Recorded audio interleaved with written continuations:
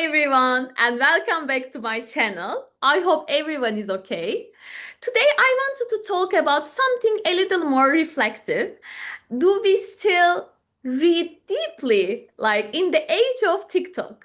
This is not a question about whether we read or not, because clearly we are still reading all the time. We read captions, comments, messages, tweets, subtitles.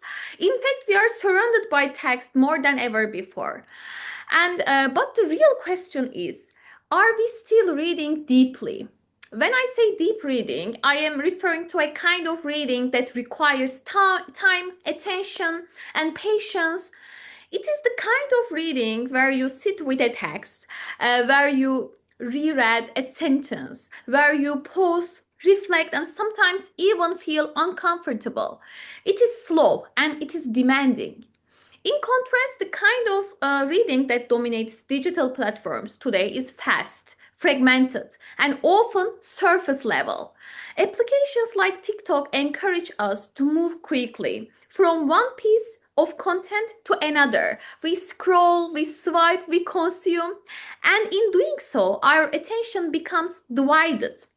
Now, I don't think this is entirely negative because digital platforms have also made knowledge more accessible.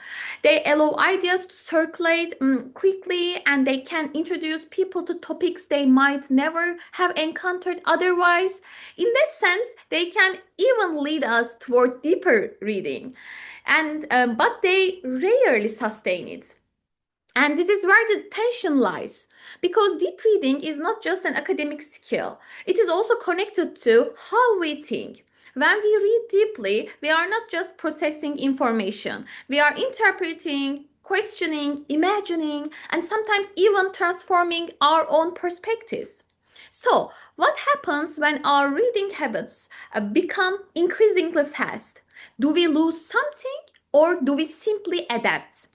I don't think the answer is simple, but I do think that deep reading is becoming something we have to choose consciously. It is no longer the default, it requires attention and intention.